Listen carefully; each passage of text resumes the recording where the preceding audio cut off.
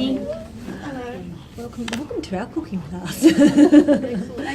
I'm Nicole Sjardin and I'm Sally Scott. And we are the co-authors of Bridging Foods, which is came out in April this year. And it's basically a book that is for gluten, dairy, yeast-free and mostly sugar-free cooking. So I guess if we just tell you a little bit about ourselves and how we came to write a book, it's actually been a 6-year project. So I'm married with a 12-year-old daughter, and probably about 6 years ago decided to go gluten and dairy free. And I'm not celiac or anything like that, and neither is Nick. But I know for myself it was about, pretty much got to a point of, well, I got sick, quite sick, and then after that it was around just tired of feeling tired, getting bloated, moody, feeling moody. So just stopped, and I guess in being sick too, that allowed me to stop and get a sense of where my body was at. And once I'd recovered from the illness, my body really didn't want a lot of gluten or dairy, so it was sort of a natural progression. And then as I went more into it and removed gluten and dairy from the diet, I just felt a lot better, had a lot more energy. And then took it from doing it to myself to now the whole, well, like my partner's gluten and dairy free, and Madeline, my daughter, is gluten and dairy and sugar free as well. And again, it wasn't about forcing anything onto the family, it was just as I made some changes, and I guess they saw that I was feeling better and Mum wasn't as grumpy or as tired, they naturally made some changes themselves. And I mean, Nick and I talking about it now 6 years on is setting up like this is quite easy, but 6 years ago we lived on corn thins and tins of tuna and hummus and sushi. Didn't know what to eat, and there wasn't a lot out there then either in the supermarket. So it's been a real journey. So yeah, so we'll just, as the morning goes on, we'll share more of that journey, but I'll get Nick to introduce herself.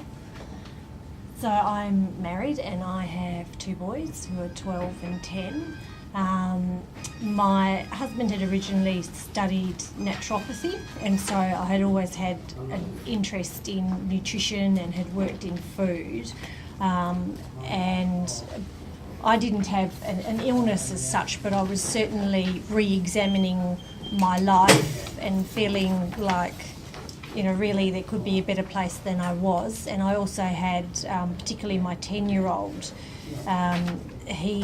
it first really came out that he had a very bad dairy allergy. We'd be sitting at the dinner table and he'd be forever wriggling and leaving the table and then lying on the floor, and we thought he was just, you know, a very disobedient child with bad table manners.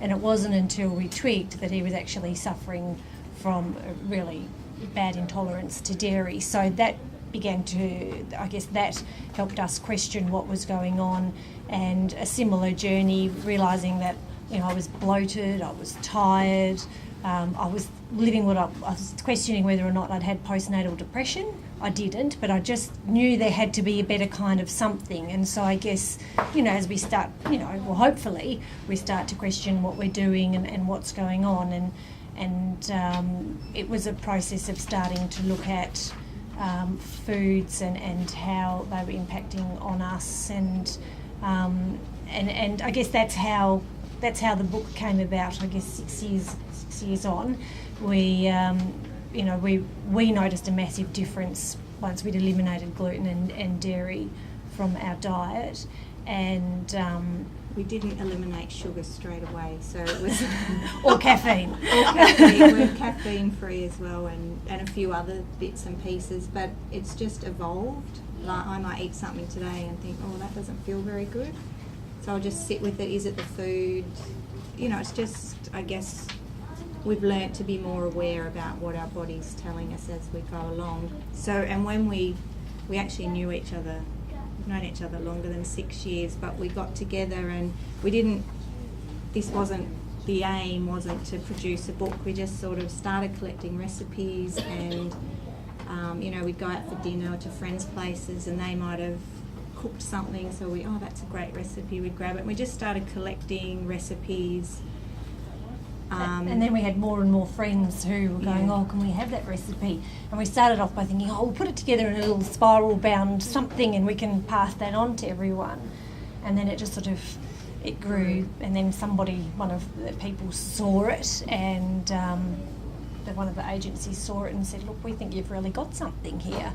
And we were like, okay, and here we are. Yeah, so Fremantle Press took it on, and Penguin, and we published ourselves, but they're helping us to distribute it. And we now have, we've had offers from Holland to translate the book. And I guess certainly in our journey, what we have learnt, and even in just getting the book set up, everybody we're speaking to, from the customs people to the bank people, I'm not supposed to eat gluten, or my wife's not. So it is certainly something that people are dealing with. And I, up until recently, my day job was also selling kitchen appliances, so I've worked with a lot of chefs. More recently I worked at Taste of Melbourne, Taste of Sydney and MasterChef Live, and dealing with a variety of chefs from all over Australia, and speaking with them about dealing with people who are living with gluten cooking for people who are living with gluten intolerances and dairy intolerances, and how much that's on the rise. So really the aim of Bridging Foods, and the reason it's called Bridging, is to help those who are interested bridge from eating gluten and dairy free to playing with some recipes where you're not having to eat gluten and dairy. Yeah, and I guess that's the point of difference we feel with this book too. It's not saying you have to be gluten and dairy, but if you read the introduction, it's like Nick and I have already talked about, it's around just start feeling, what does food feel like, and do you need to make some changes, or is it possible that if you made some changes around food you might feel better? So does anyone in the group have an intolerance to gluten? Yeah? Celiac? No. No, just intolerance? And my kids as well. One has a big intolerance to dairy and the other one is gluten. And we know we're better without it. Yeah. Without it. Anyone dairy intolerances? No, I can't do ice cream or anything like that. Anything too creamy makes me feel really ill. Yeah. Yeah. Do people know anybody with gluten intolerances? Yep. Or dairy, or allergies? We changed over about 3 years ago, didn't we? Yeah. Yeah. And you've felt a difference? Oh, heck yeah. Yeah. Every time I slip up, I pay for it big time. Me too. It's just not worth Yeah, it. it's still not worth it, is it? I guess that's the other question for those that do have intolerances. Do you still eat food that you know affects you at times? Because I do. Yeah, I do. Yeah.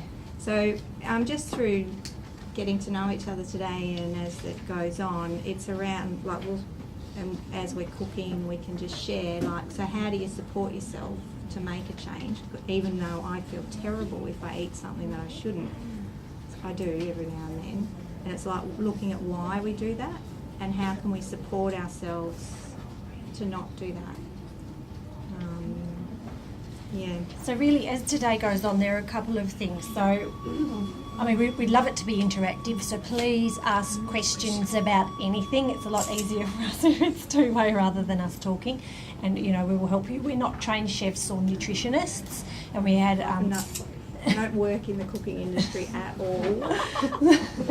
So, and we've had a fabulous nutritionist help us with part of the information at the front of the book.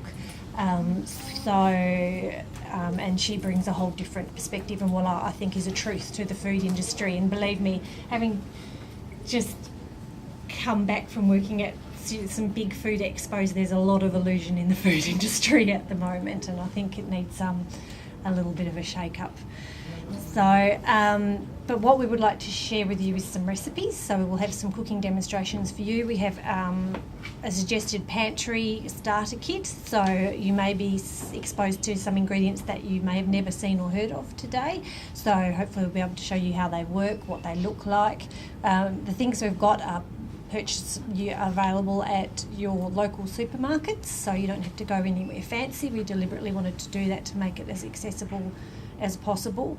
And we have steered away from, there is a lot more gluten-free products on the market today, but some of them can be quite expensive, and I've noticed with my kids that they still react to the high starch content in there as well. So I think you have to be a little bit careful when you're going gluten-free that you don't fall into the trap of using too many starches that will just turn into sugar in your body anyway. So, we're exploring some of the nutritional value and content of the food.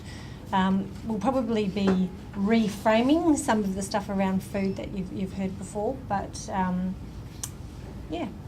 that's it really. So are there any questions at this Yes, stage? I see you've got something that looks like pastry. Well, we've got a biscuit. Would you like to try one while we're chatting? Yeah, it was just that gluten-free pastry is so disgusting. This is actually not pastry, it's Oh, right. almond meal. Oh, So yes, one of I use the- almond milk, yeah. Yeah, so these, I like almond.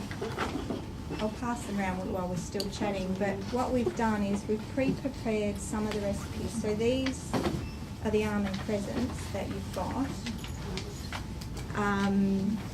And these are to the recipe, but instead of flaked almonds, when I made them yesterday, I felt like rolling them in coconut.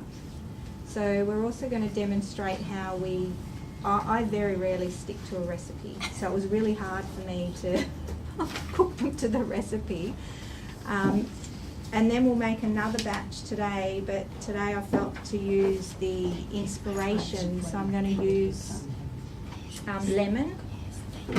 So the great thing with the book is that with a lot of the recipes, you have the main recipe and then we've put inspirations on the bottom as well. So you get more than one recipe. So really encouraging people just to get in there and try and play with things in the kitchen.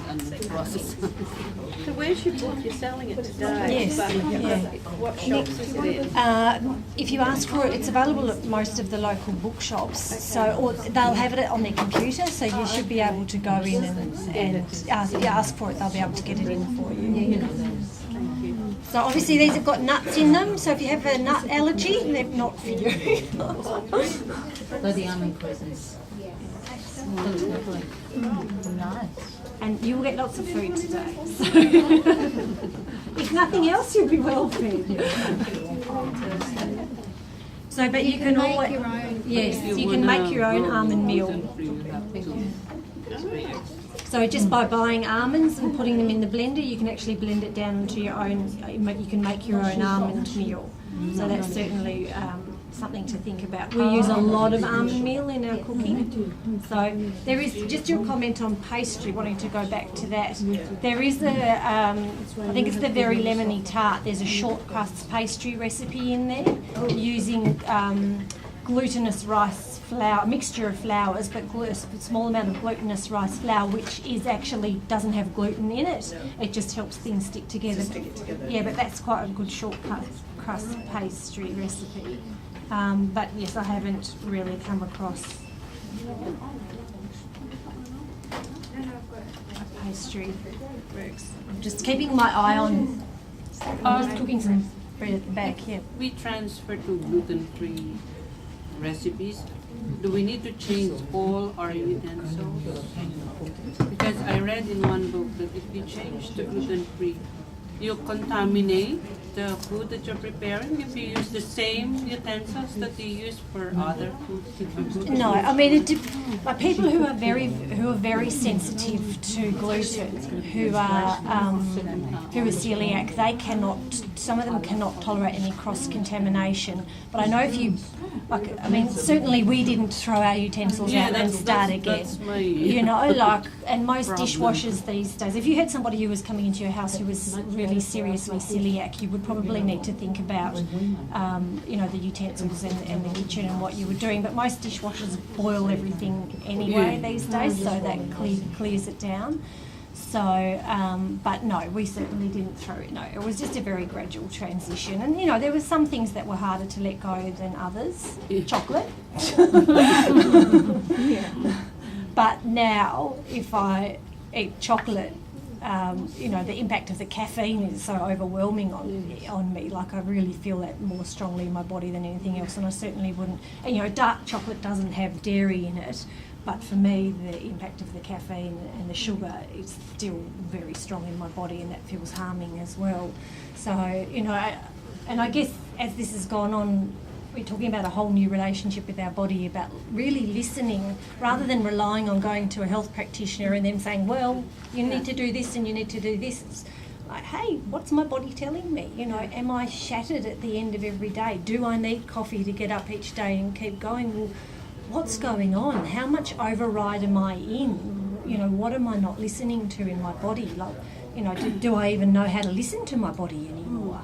You know, like, can I, you know, what is it that you're trying to tell me? And I guess that's how the journey began for us. It was that whole, I guess, conversation with your body and really feeling, and that's the word that we use, feeling into our body and what it's telling us. And as Sally mentioned before, you know, we have kids who go to normal schools and we live very normal lives. We work full time. You know, I travel. I have worked in the food industry up until last week, and so we don't live lives where we're closeted away and doing nothing. Our life isn't over. You know, we live very full, interactive lives, and our kids also are great. My 12-year-old the other day cooked spaghetti bolognese for all his friends. Got them to come and have dinner at our house before he went to the sleepover, so he knew he'd eaten well and he managed to feed all his friends at the same time. So he's a constant inspiration to me. But, you know, and part of that has been getting them into the kitchen and getting them involved in food and not imposing, you know, going on the journey with them. You know, and he struggles when his mates go to Hungry Jack's. You know, Mum, it's like, it's your choice, you know, but how do you feel when you eat that food? So it's really walking with them on that journey as well.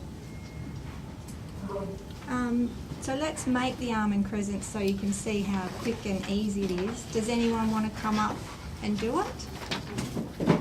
No? So you've got the recipe in front of you. We have 3 cups of almond. Yeah, so the oven's on. So it just says to combine the almond meal, honey and vanilla essence. So I've just measured, all I've done is measure things out. And actually I've already made a change because I've done the egg whites already, and I actually decided to add the vanilla to the egg whites.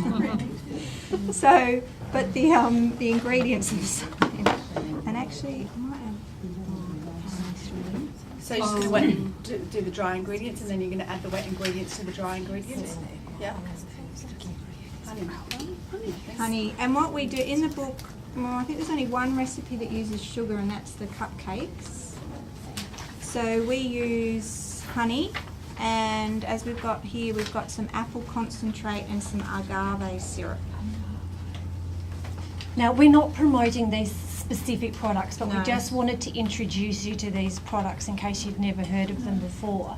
So, agave is from a plant in Mexico, and it basically you can use 25% less nectar, so less agave than sugar. I still find my body reacts to this as if it was having sugar.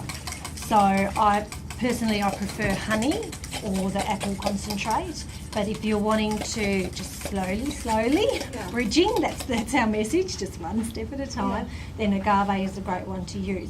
Now, I guess one of the other tricks with gluten-free cooking is, and you'll probably know this already, but really you need to, the mixtures will be sloppier and you need to use more moisture, so more fluid. So if you just come across a recipe and you've got a friend coming over and you're wanting to do it gluten-free, the first rule of thumb is that really you need to add a bit more liquid because the gluten-free flours absorb more moisture, and the other trick would be to use something warm. So warm the liquid up and add it in because that just helps expand and bind the flour.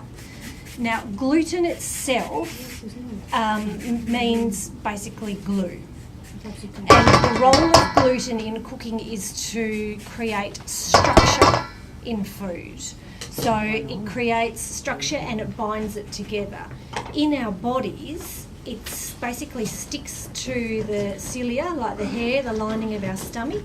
And gluten-free intolerance presents in several ways. One of it can be somebody who's very malnourished because the gluten actually sticks to the lining of your stomach and stops you from absorbing the minerals and the vitamins from the food. Or the other one is bloating, and holding on to weight and fluid. But, usually there's discomfort going on. But that's really the role of gluten. I had one of my son's friends challenging me the other day. He was calling me Miss Queen of Gluten-Free.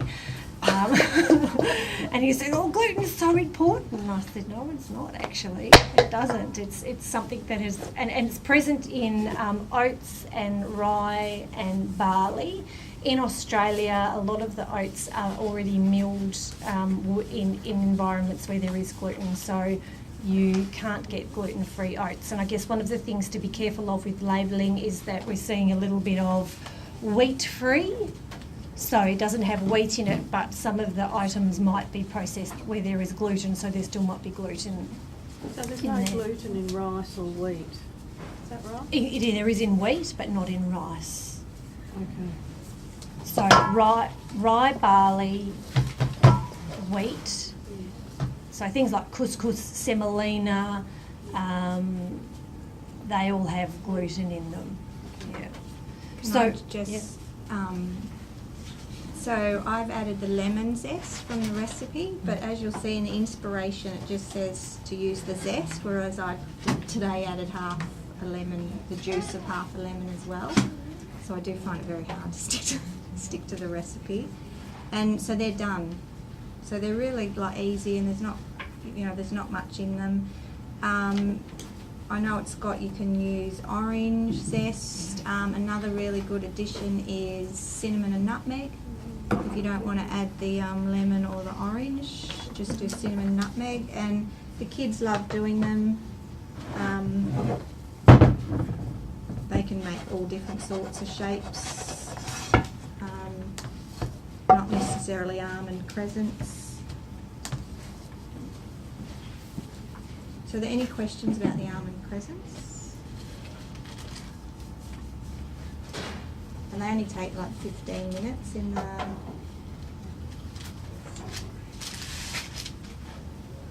I like the fact that you can change the flavours and not stick to the recipe, because Yeah. I don't think I've got a recipe that I've ever stuck to. No. Well, because you often don't have everything exactly in the Exactly. pantry, do you? Yeah.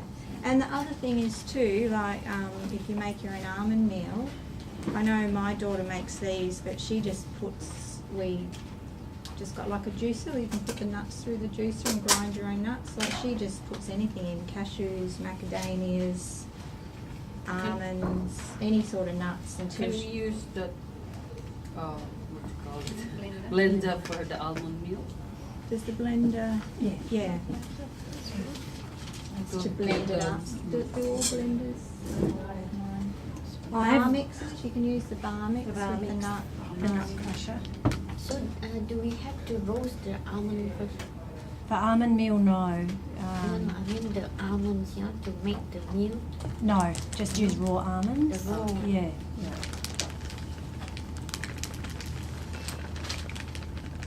And see, it's only got 4 tablespoons of honey in it, but this is too sweet for me now. So I think when I do it now, we put 1 tablespoon, if any. But you I like guys, sugar, I'm addicted to sugar. I said to Nick that these mightn't be sweet enough, but that's okay. You just add more. So how much honey did you have in the last batch? 4. Okay. But did they taste sweet or not? She has to No, use it was just right. It was not too Yeah. sweet, not too, Okay. That's because, yeah. It's ooh, how are we going? Are we going to scare them off? I noticed you have used unprocessed honey. Yes. Is it Because processed honey is cooked, and so it alters the honey that you get off the shelves at school, at the supermarket has glucose syrup added to it. Oh, okay. Yeah, so can't want to mention names, but so not all honey is honey. So to keep it running, so what you'll see with this one, that this is set a bit. So honey never goes off. They've found it in the tombs in Egypt, so it's crystallised. And my kids prefer runny honey, so I find the jarrell one tends to not set. But that's the reason that it crystallises is because of the amount of water that has ended up in there from the different blossoms that the bees have gathered. So now if I wanted to make that runny, I could put it in the microwave. But as soon as you start cooking or heating honey, you start taking the goodness out of it. But the reason that in the supermarkets you get runny honey is because they've added glucose syrup to it or they've cooked it. So when we say unprocessed, and this honey actually comes from they're friends of ours, but we know they use a very old-fashioned method of even extracting the honey off the hives, so they don't even heat it to get the honey out. But, you know, and honey has so many different flavours as well. You can actually do, you know, so... Do you have that sort of information in your book about, honey and how things have been changed by the food industry? I don't think we put that in the actual book, no. There's a lot in there, but I'm just trying to remember what's gone in. What I might do now is actually go through the pantry ingredients. Yeah, I was just going to say too, just things like with the recipe, you know, you read vanilla extract. So again, it's up to you. You can use vanilla powder, vanilla extract, vanilla beans. So... And I guess, so bearing in mind, things like vanilla extract have sugar added to them. So if you're wanting to move away from sugar, then you could use, you know, the vanilla pods, slice them open, and then just with a blunt knife you scrape out the seeds and you use the seeds and you get that beautiful flavour. So, again, like different levels that you can take the recipe to, depending on what you're wanting to do with the fruit. So,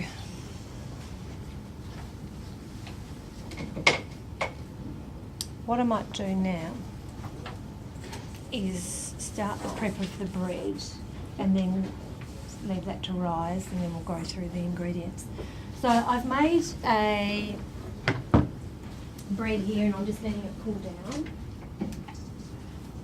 So now I know it's not a loaf of bread, but this I came up with when we were camping and we were desperate for something. We pretty much don't eat bread anymore, but I did find in the early stages, you know, as you're sort of moving away, like I found that I was really craving the comfort, because that's what bread brings, the comfort of bread.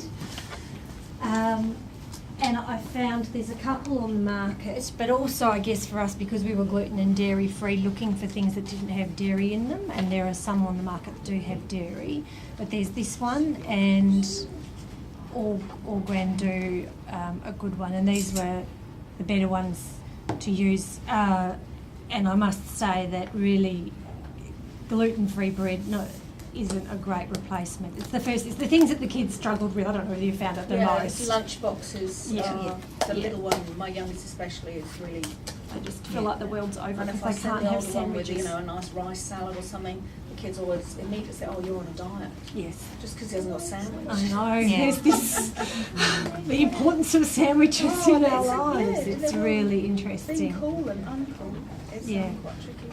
This one is used in the book. There's a fruit and nut loaf in the book, and we just simply use this packet mix and then add fruit and nuts to it, chopped dried fruit and nuts to it, and put it in a bread loaf tin, and it's really nice. It's quite nice, and again with a bit of cinnamon and nutmeg.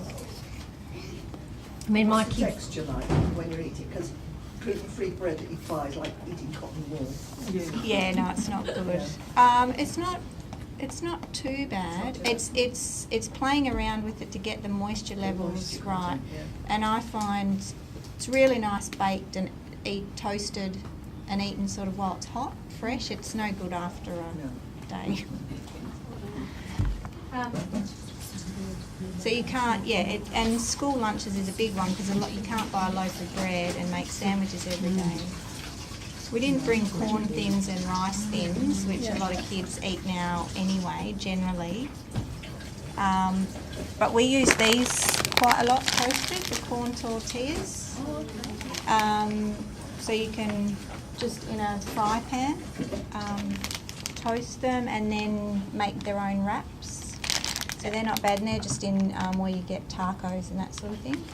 My very resourceful 12-year-old struck up a deal with the canteen lady where he leaves some wraps in the freezer. So if they want to order lunch at school, she'll pull out the wrap and she'll make a fresh wrap, because I found that, and gives them the opportunity to order their lunch like everybody else, and just gives them and it also gives me a day off from making lunch, but it means it's fresh as well, because we were finding issues with getting the wraps that crack or that leak or that sort of thing. So there are ways around it. He's great. He's really, he's like, right, I'm going to sort this out. And so in he went, and he said, can I leave some of these in the freezer, and if I order a wrap, can I? And she was like, yeah, of course. So it was like, good, problem solved. So that's been really good. Now so this is a bit more, it's more like, I guess, a Turkish or a naan sort of bread, and you will get to try this later on as we do the dukkah. But I just found this really nice for entertaining and also after school snack. I haven't made it in ages, and I thought I'd better refresh the recipe before the presentation. And Sammy, my youngest son, came home from school yesterday, and he was like, oh wow, and he said, oh, can we have bruschetta? And I was like, yeah, of course. So then chopped up some tomato and onion and garlic and basil and had that, with this bread, and he was just like, oh, fabulous. So that was good. Now, because I'm not really following a recipe from this packet, the trick with this is to get it sticky enough so that it's fluffy. So again, you're just using warm water, because I find that helps rise. And the rising agents in this are 500 and 575, which is sodium bicarbonate and also glucona delta lactone. So when I see lactone, I think, oh, it's got lactose in it, but it actually doesn't.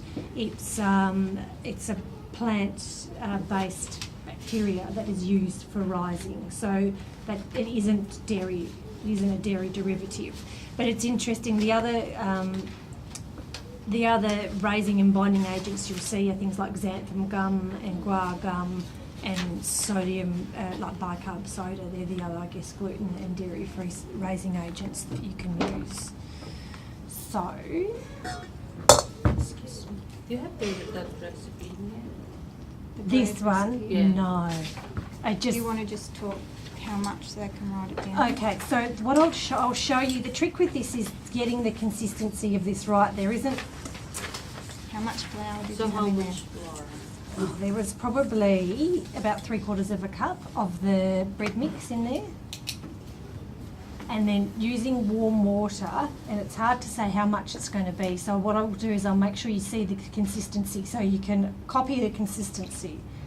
And we'll play with it a little bit. I use the whisk because that helps get the lumps out. And you can smell, it has quite a strong smell to it as the raising agents start to work.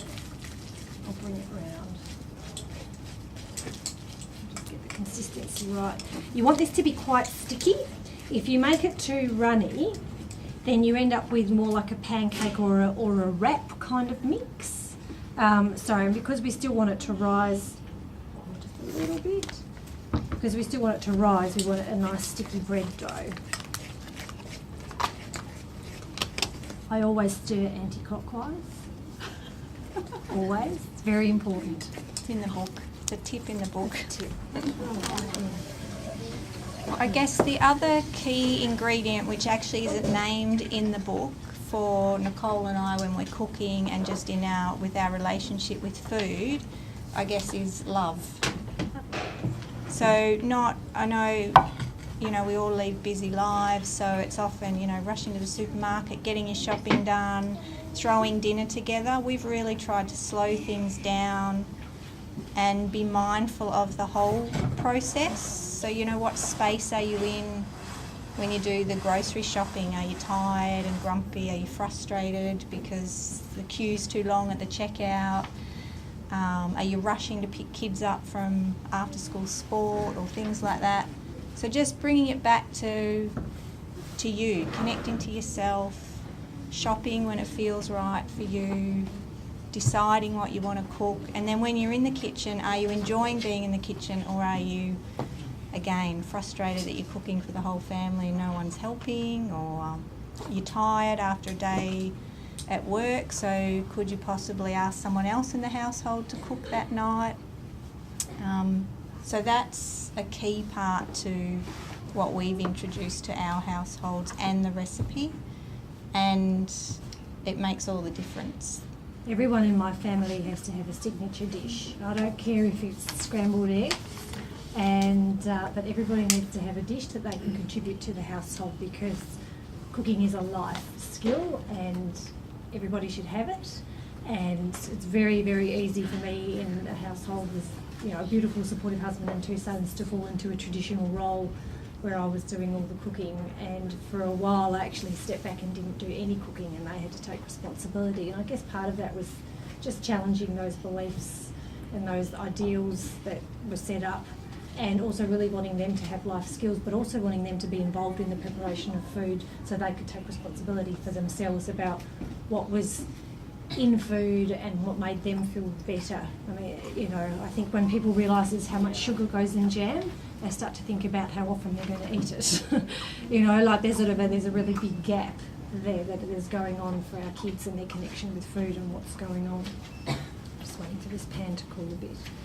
Now, what I do with the bread is sprinkle, these are black sesame seeds, so I just put a little bit on the bottom of the pan.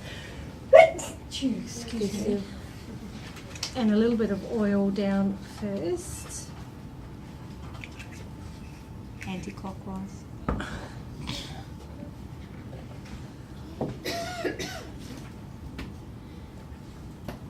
And just spreading the oil out. Use a lot of olive oil in the kitchen. A lot of olive oil. It's all wonderful. And then just with the mix, it's already started to rise. And so what I just do is pour the mix into the pan and then just let it sit for in the pan to take on its form and rise a little bit for probably about 10 minutes. And then you just cook it off in a very gentle heat, and that's how we end up with the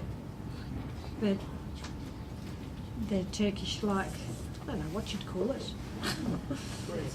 Bread.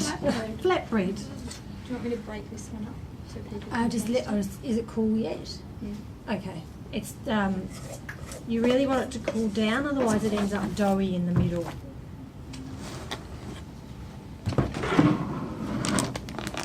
I'm going to add a little bit more. It's not cold. It's cold. Yeah, Do you use other oils for cooking? You can use any oil, or you can? okay. Yeah, use lots of different oils. A lot of olive oil. A lot of olive oil, sesame seed oil for flavour, avocado oil for salad dressings.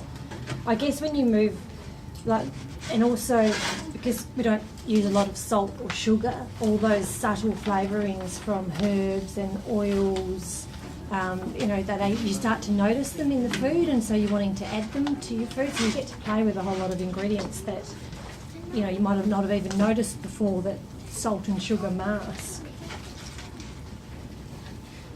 I might do Nicky's hand this one round with the beetroot dip. Okay.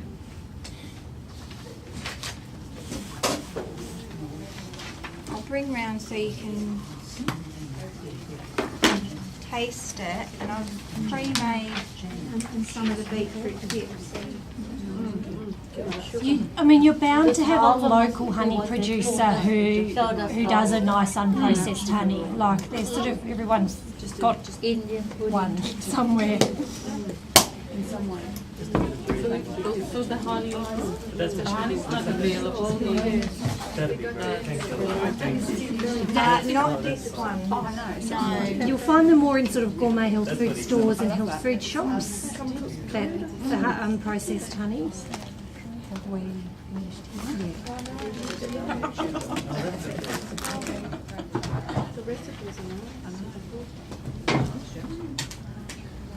So the beetroot dip that you just tasted, I didn't follow the recipe yesterday.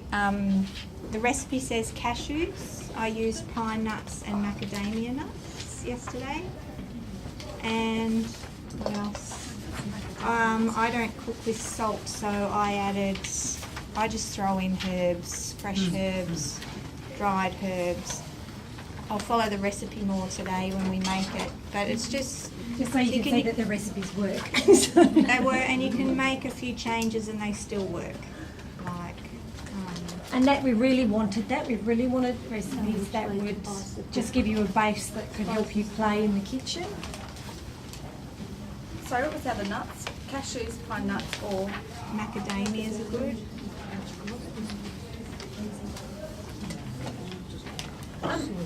I'd just like to say that flatbread that you did, I've used that Easy Bakers and made the loaf, and it has a really strong smell.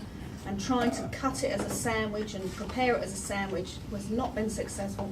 Having it that way as a flatbread is so much better. Yes. Absolutely, yeah. I never thought to do it that way. On I've the- used the bread mix, and I've used all the bread mixes, but doing it for flatbread is much, much nicer. Because you can't make something that isn't ever going to be like a slice of bread, No. But you can make a flatbread. Kids love that. You know, a little bit of roasted garlic and olive oil, a base for bruschetta. Make it even thinner, and they have it as wraps. I mean, but yeah, we've moved beyond the loaves of bread. Yeah, well, that's right. I've just given up on it. I just thought that's disgusting. Not disgusting, but you can't make it what it isn't. You know, you can't make a round into a square. So Then you just come up with something better. Yeah, so that's great. And if you're worried about not being able, because Nick didn't give specific measurements, I tend to follow either the pizza base recipe or the wraps recipe on the box. But do it in the fry pan like that and it will turn out the same. So if you get worried, come back to the amounts here and it will still work really well. And we use in the recipe book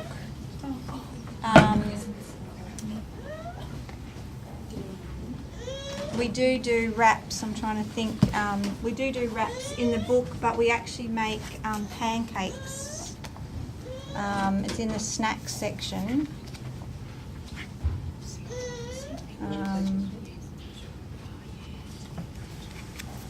But you could use those as well, and then just make like a wrap. But there is it? I think it's almond meal pancakes, isn't it? Is the one? Yes. Chickpea wraps. So we actually use chickpea flour. So there's a recipe in the book, and that's really nice. It's a bit thinner than the bread you just tasted to do wraps. So chickpea flour wraps, they're really nice. so how long would that bread last for? Would it be something you need to use directly, or would it be It for a is couple of nicer. days? It's nicer it's fresh. You nicer probably only fresh. get 2 days out of Yeah. it. Yeah. So one of the things I do, it's in the book with the corn tortillas. What I do is I put, particularly when it comes to the school holidays, The open cofters. yeah, the open cofters, where I do get the lamb mince, add a few, there's herbs and spices and lemon and a few bits and pieces, and then you press it onto the corn tortillas, and then I put a baking paper in between them, and I do like a stack of about 20. They go into the freezer, and then the kids just pull them out one by one, and they just put them in the fry pan, and it defrosts in the fry pan, and that just gets us through all the school holiday lunches, and they love it. And it's big, but even not just for kids, but you know, for yourselves, it's just in the freezer and it's ready to go, and people can grab it. And that's just a really simple, great one. All right. And I think Okay, so we're going to do the dukkah now. Now, dukkah is based on an Egyptian dip, and usually it has a lot of nuts in it. This one I'm just really using sesame seeds as a base, and then a whole lot of spices. Now, one of the things to be aware of when you do this is that when you warm it up, just to get the seeds to pop, the smells and the fumes that come off it are really quite strong. So make sure you've got a lid on, and just when you turn it off, just let it sit for a bit before you open it. Otherwise, you end up coughing and sputtering all over the place. Yeah. So I'm going to increase the amount of sesame seed in it because I think it's nice to have a bit more of a sesame seed base, but you can do it to the recipe. And again, you can add whatever nuts you want into this as well. Like you can use, I know they use pine nuts or pistachios, hazelnuts. But we add, sesame seeds, cumin, I'm going to smell it all very shortly. Cardamom pods, love cardamom, so 3 cardamom pods. Now, mustard seeds. So I'm going completely out of order, aren't I? So in there it just says mustard seeds. You can get white and black mustard seeds. And I've just done a combination of both. It doesn't matter. Buy them both, taste them, see which one you prefer.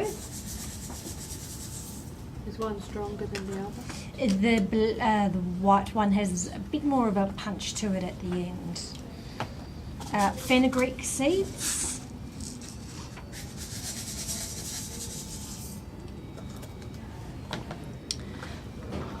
Now, the caraway seeds, I actually don't like caraway. It's the only thing I don't like, but I find that in the dukkah you really need it because it just adds another level to the whole flavour, and it's fine in the dukkah. Get it from my mother. We both don't like it. Chilli, I'll tone down the chilli today. Chilli is a great thing to use. And you can, even adding chilli, even if you can't taste it, it just really brings a nice fire and warmth into the food, and that's really good for your body. So using chilli is great. And the most beautiful spice of them all, star anise. I don't know if you've come across it. I'll let you. Yeah. So really, it's very simple. It all goes in, we pop the lid on, and then we pop it on the heat until it just starts to smoke and pop, but you want to keep an eye on it because you don't want to burn it. Otherwise it just tastes like dirt. So I'll put that on now.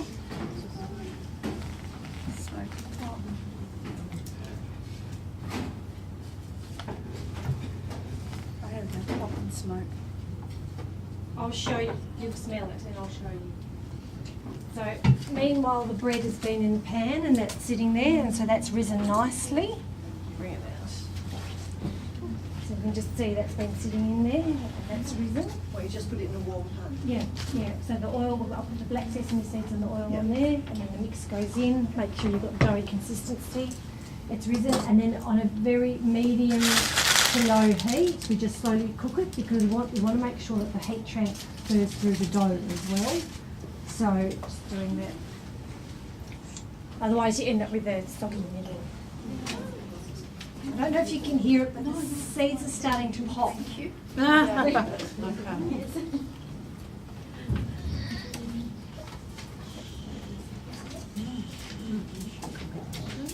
Can you hear it? Yeah. Delicious. It's very strong. So the only thing that I haven't added into the pan is the turmeric, and I'll put that into the mortar and pestle just to start.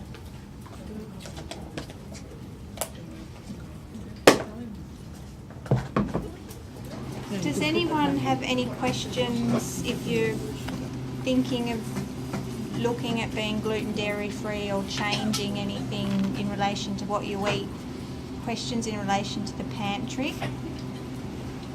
Because I don't know if you found, but I know when I first started, there was only that awful rice pasta and corn pasta, whereas now San Remo, which is in your normal pasta, with all the normal pastas, you're smelling the herbs and the spices. You wouldn't even know that was any different. So that one's a really good one. Yeah. Little things like you're all coughing because of the seeds. Yeah. These are actually like vermicelli noodles, but they're made from beans. Okay, so they're really nice. And then you've got obviously rice sticks. Soy got malt in it. Oh yeah, most soya milks will have gluten in them, so you need to look for ones that are malt free. Vita Soy does a good one. I use rice milk. Yeah, rice milk. It's lovely. And we've got an almond milk here. Strong. You didn't tell us we'd start with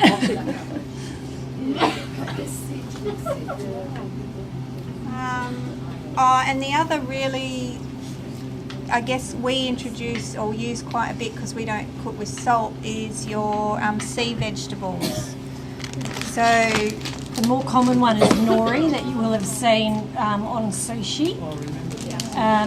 Great one just for chopping up and using as flavouring on seaweeds. and for lunches, that you can just use that as a wrap.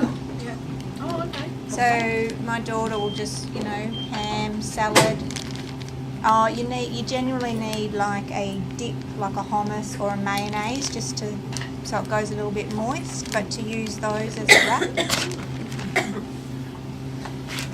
Kombu is a great sea vegetable.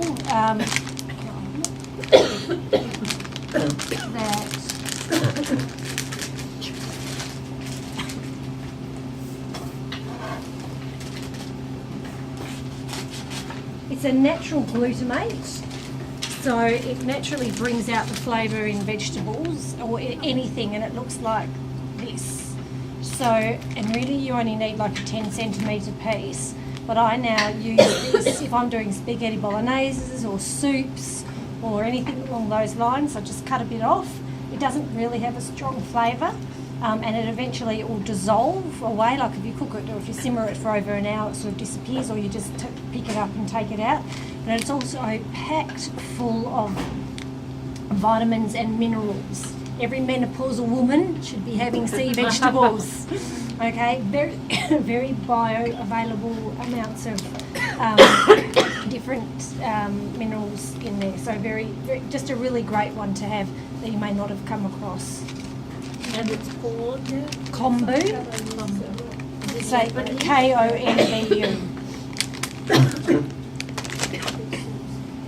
The other one to watch is coconut milk and coconut cream.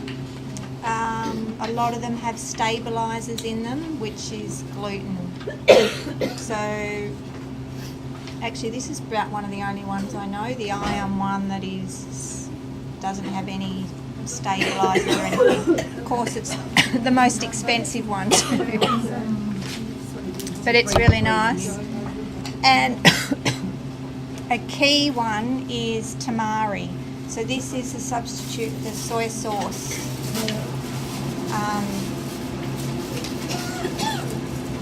Instead of using soy sauce. You use this instead of soy sauce. So when we first started, if we went out for Japanese or out to some places, I would just take a bottle of that in my bag because you can't use soy sauce or anything like that. So that's really handy to have in the pantry. I know we're not advertising brands, but this falafel mix is really good. Thank you very much. Yeah, it's the all-gran one. It's just really easy. You just empty it into a bowl, add some water, let it sit for 15 minutes, then roll it into little balls and put it in the oven. And they're really good. Does anyone have any questions? I do also use, and I love, and All Gran is a great brand. Yeah, it because is a good of brand. They're buckwheat pancakes. Yep. They are absolutely awesome with real maple syrup. I don't know how that goes in the sugar. I don't know. It's No, that's really okay. sweet, But that's it's good. Natural, it's not toxic. Yeah. It's the other thing to think about when you're using the flours. So you've got these mixes, but they're predominantly starch based. So they have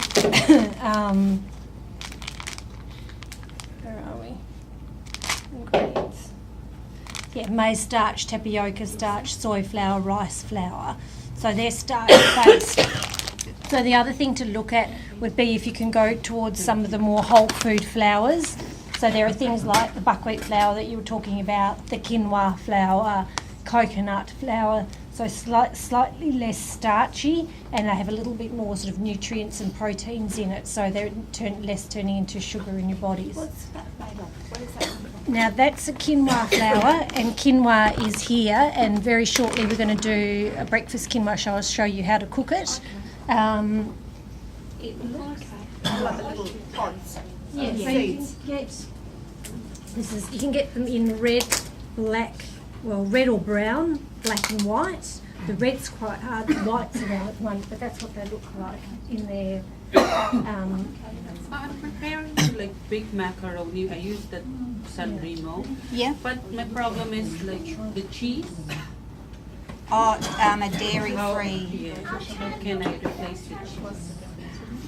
Have you tried any of the soy cheese? Soy milk with gluten-free flour. Yeah, It's not. not the same. If you put some hot English mustard in it, it's nice. It's not cheese, but it makes a nice, With the milk and the flour. yeah. Not too much that's a mustard, good but idea. it makes it yellowy, so it looks like cheese. It doesn't taste like cheese, but it makes it flavoursome and it's tasty. That's a good idea. I just add soy milk and gluten-free flour. To make like a bechamel. Yeah, but if you put some hot English mustard in it, powder, it's not half a teaspoon or something, it just will give it that yellow flavour as well. It tastes nice, not like cheese, but it will taste quite good. Yeah, see, I don't even eat soya cheese or anything like that. It's stuff that's quite, it's quite pungent. Oh, thank you. But the mustard idea is a good idea. Okay, well that's why you're struggling.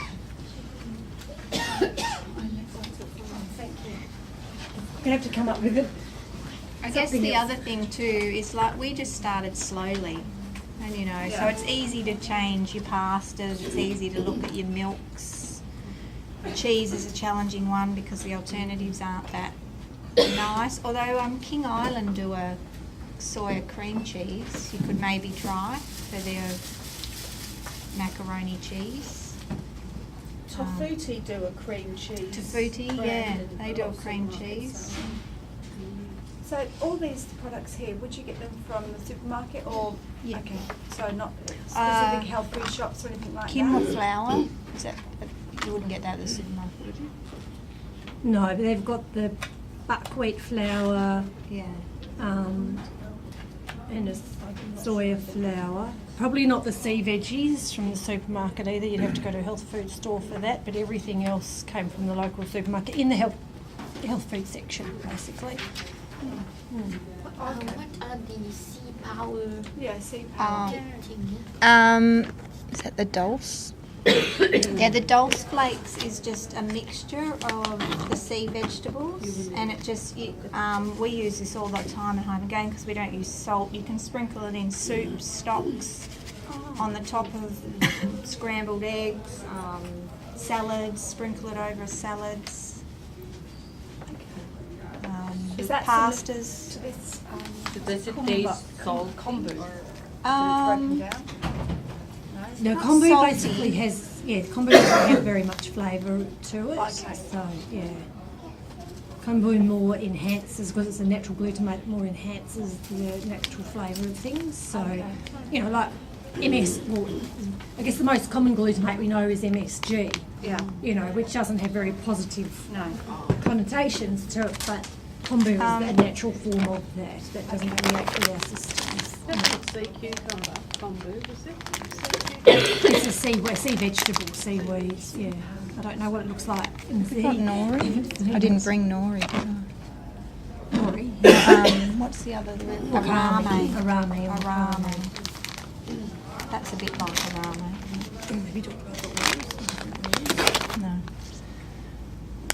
No. So I guess the other thing is also substituting butter. Dairy butter is everywhere. So there are a couple of things you can use. There's olive oil. There are dairy-free margarines available on the market, and I have found when I'm doing some of the more traditional baking, like when I have to do the birthday cupcakes for school. The dairy-free margarine is handy, but the other one is the coconut oil. There are two types of coconut oil on the market. Some of them have a flavour and some of them are flavourless or odourless. It is solid when it's cool. When it heats up, it will turn into liquid like an oil. So in summer, you need to keep it in the fridge. And it is really handy for slices. I find for in cakes and things like that, that it sort of contracts when it cooks, that it can dry things out. So for cake baking, not so good, but for slices and general other baking, both sweet and savoury, fantastic, beautiful base for curries. And you can decide whether or not you want one with flavour or one without. So this is the odourless one. And the thing that makes it odourless is I think it's double pressed, so it's put through a clay pot and that takes the odour out of it. And I think these are available in Coles now as well, the coconut oil. I'm not sure. So it depends. Some, well, not just Coles, but the bigger ones. You know, some have bigger health food sections than others. Like I find some are really good and some are. That's another little tip, is that you pretty much have to shop at, you know, IGA, Woolworths and Coles, because they all stock different gluten and dairy-free products. So Can I just say something? Coles at Melville has a 9-star alternative food rating, and they have a section that's really good. And Coles at Fremantle has been rated by Coles, this is, as a 10. And IGA at Winthrop has heaps and heaps of really great. Oh, that's good. I shop, but I tend to find to go to that shop for this and that shop for that, and I'll buy 10 packets here because heaven knows when I'm going to be on that side of town. It's quite tricky, but you can do it. It's good to keep a notebook of what I buy where, so I can remember. Absolutely. But those are local shops that have got a good range in stock. Yeah, that's fantastic. And the other, someone asked earlier about products to avoid. A big one is like stocks, pre-made stocks and things like that. So we've put that in the book at the start of the soup section, just things to be observe or be mindful of. Even things like, you know, so the corn chips, plain, obviously, as soon as you add flavour to anything, generally they'll have added gluten or dairy. You'll be surprised how much milk is in, what milk is in as well. Same with your rice cakes, those sort of things. Plain ones are generally fine. As soon as you add flavour, you'll find gluten or dairy in the ingredients list. So they're just things, it's just having the time to read labels in the supermarket. And the other thing we found is once you find something, every now and then recheck it, because the labels can change. I don't know if you found that. So you're eating something and you think it's fine, and you check the label and you go, oh, hang on a minute, there's something in it that I don't want to be eating. So now the dip is really, really easy. So pretty much so you just get this is one uncooked. So just a nice big piece of alfoil, sit your fresh beetroot in it, and then simply drizzle olive oil on it, a bit of sea salt and black pepper. If you felt to, the one I did earlier, I put a few dried herbs on, just a mixture of herbs. Wrap it up like that and then put it in the oven for about, I'm not sure how long it says in the book, 45 minutes or something, an hour. And just till it's soft. So then it comes out like this. So and you just upend it into your blender.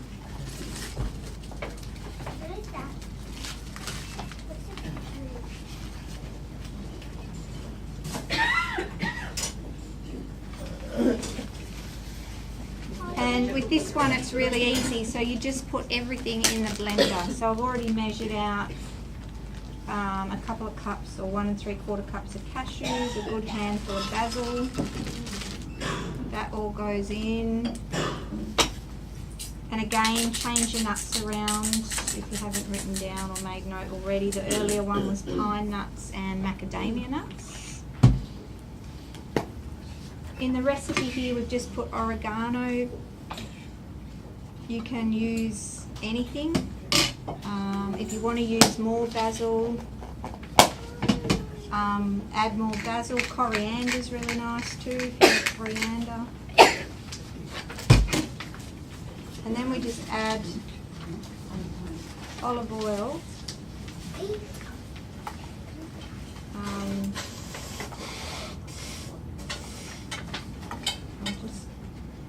My blender, the blender's on its last leg, so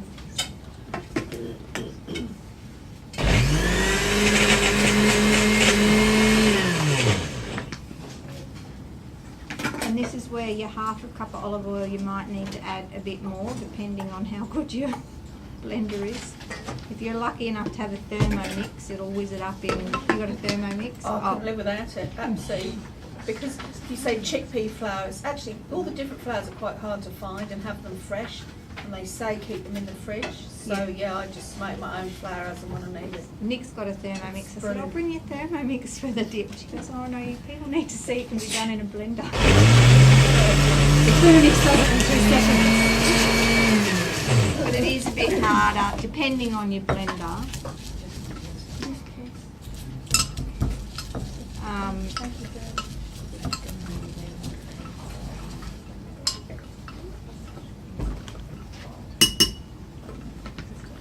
Right, so while Sal's whizzing up there, I've successfully got the dukkah out of the pan without killing anybody. Well, we're so strong. So obviously you could do it in the oven. So if you have a nicely ventilated oven, maybe spread them out and do it on the oven, and you're not going to be so strong. Just pop it into the mortar and pestle, and we're just very gently anti-clockwise, grinding it up until you've got the consistency that you want.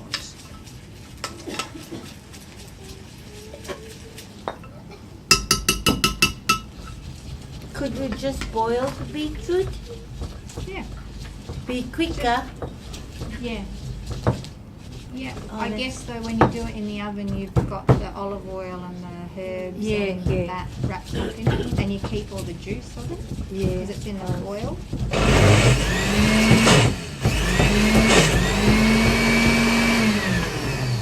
Parsley on there. And if I put too much oil in, it won't taste good. The other thing too, you find a lot of dips, like there's a beetroot dip, and there's we've done a pesto dip in the book. On most of those dips these days, if you buy them, use Parmesan cheese. Just take out the Parmesan cheese and throw in pine nuts, and honestly, it's really good.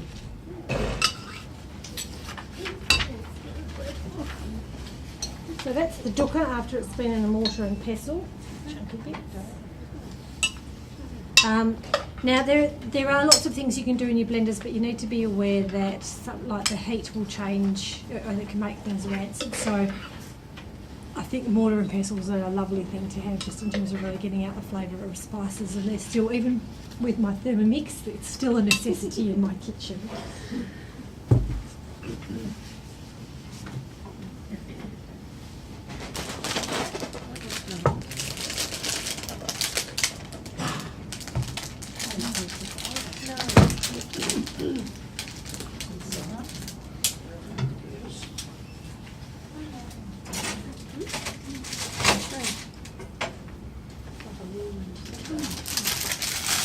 This is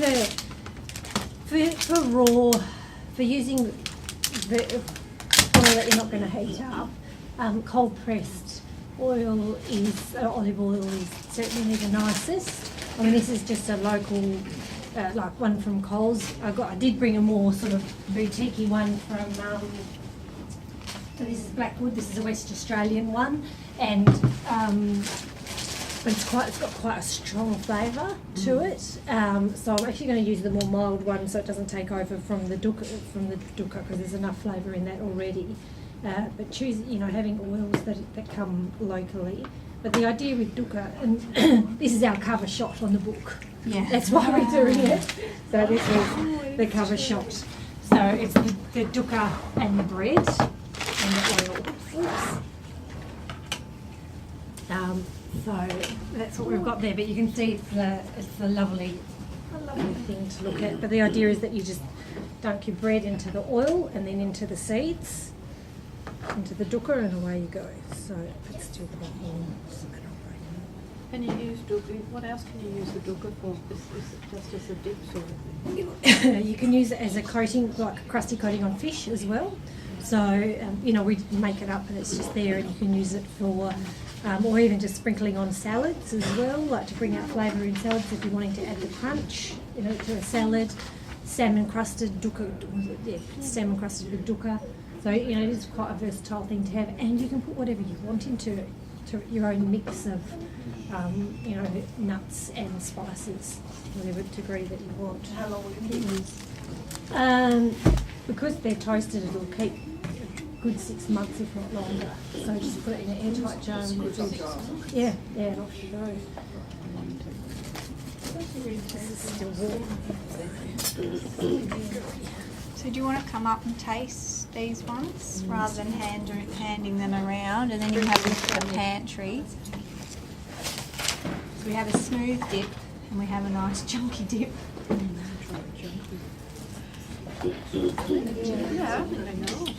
So we're just going to finish up with the breakfast quinoa.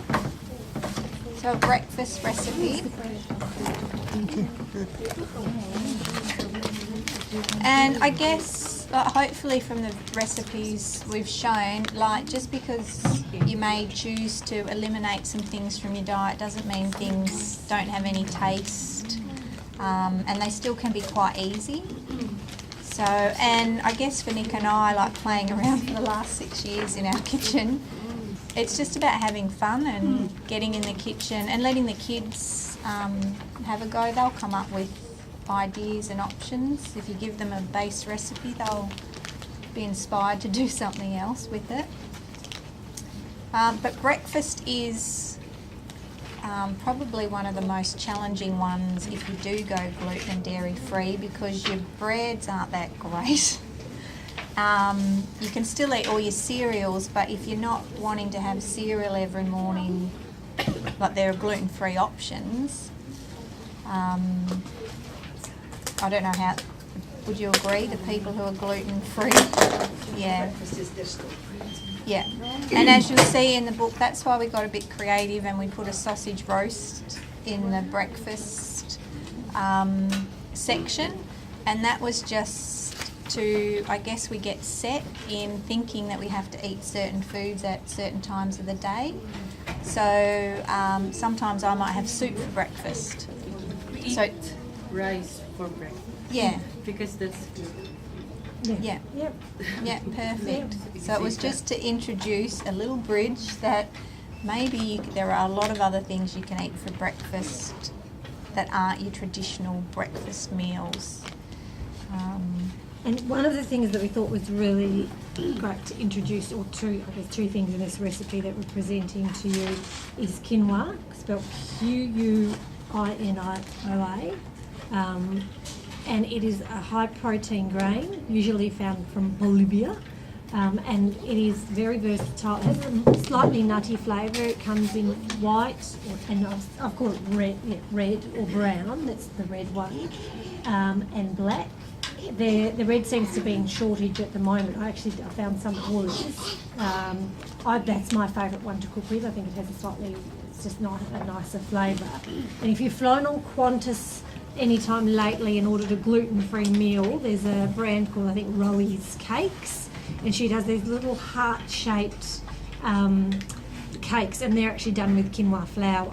So very, very simple recipe. So, and it's there. But the great thing about quinoa, very versatile. I use it in a savoury context. I use it in place of couscous, and even in place of rice. If I'm feeling like I don't want the carbs of the rice. So all our Indian is served with quinoa rather than rice. You can use it as a porridge or like a breakfast in the morning. This is the white one cooked up in the recipe. So this is the blueberry and apple. It's very simple. It's just bubbling away on the stove now. You can soak it if you want. Now, So the trick with quinoa is to not stir it, so just let it sit there, and really you're doing an absorption type of method. And you'll know when it's cooked because you will see the little I call them volcano holes, and I'll bring it around when it comes around. So you just let it sit in the pan and it will bubble away, and then there's little volcano holes, so little holes will form, steam holes. And then you'll and slowly as you tilt the pan, the moisture, you'll notice there's no moisture on the pan. Now, I was shown this, I played with quinoa for ages and it took me a while to figure it out, and this method was shown to me by Judy Blereau, who is a fantastic local nutritionist, and so I'm giving credit to her because that's who showed me how to cook quinoa properly, and she's just a great font of information if you're interested. But it takes probably about 10-15 minutes to cook. And then really we just add, and I'll do that now, adding the apple into it and cinnamon, and you can add vanilla if you want.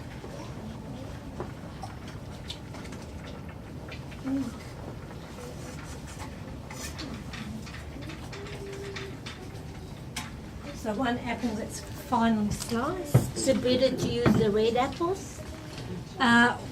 I've used a red apple today because I wanted to make it a little bit sweeter for you guys, but we eat mainly green apples at home because they're less sweet, so it's personal preference. But yes, I was like, oh, it's not going to be sweet enough. And you can drizzle in honey as well. Just added cinnamon and a little bit of vanilla, which isn't in the recipe, but that's a nice touch.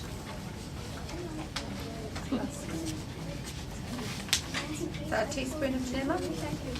Oh, probably even just a quarter of a teaspoon of vanilla. Drizzle. Just let's say the recipe. When do we have the blueberries? At the end. Now these are frozen blueberries, which are just defrosted. You can obviously use fresh if you can get your hands on them, and they don't cost a fortune. I like them a little bit more of a subtle flavour, lovely to use. They tend to be quite expensive. And so it's quite simple. And a cup of quinoa to 2 cups of water is what's gone in there. So that's on the recipe sheet. And that's the method that we'd use. And if you want to, I think that in the recipe book there's a savoury pilaf, like a quinoa pilaf, where we've added cumin and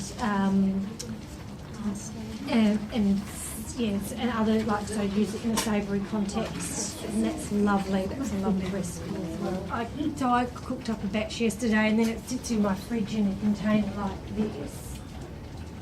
And then the kids, when we want to, just put it into a bowl and then add a little bit of almond milk to it. And I guess milk isn't, if you're having issues with dairy, so you can look at almond milk or rice milk or soy milk. I know some people struggle with soy milk. I think Sal's already mentioned to just watch out for, again, levels of sugar and any malt that is in there. I think there's also, there's a really good quality soy milk, but it's got, I think it's called, can't remember, it's something tears in it, and that's actually a barley derivative, so just watch out for that, which is unfortunate because it's a really good quality soy milk. And again, you could just serve that with the almond milk and a bit of honey on it. So nice simple one, and that just can sit in the fridge, and you can either heat it up or have it cold.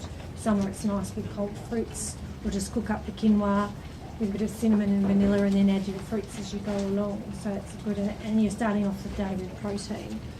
So eggs is another big one that we have for breakfast: smoked salmon, eggs, tuna, omelette, sausage roast. So they're all the other things. I don't know. I mean, look, but really, there are often 3 or 4 different cooks in our kitchen in the morning.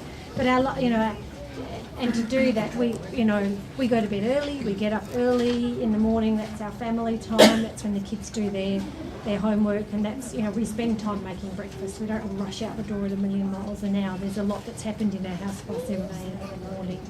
So I think we've just found that we are a lot more productive and happier and healthier, and just able to listen to our bodies more, which is, I guess, really the whole thing behind the book.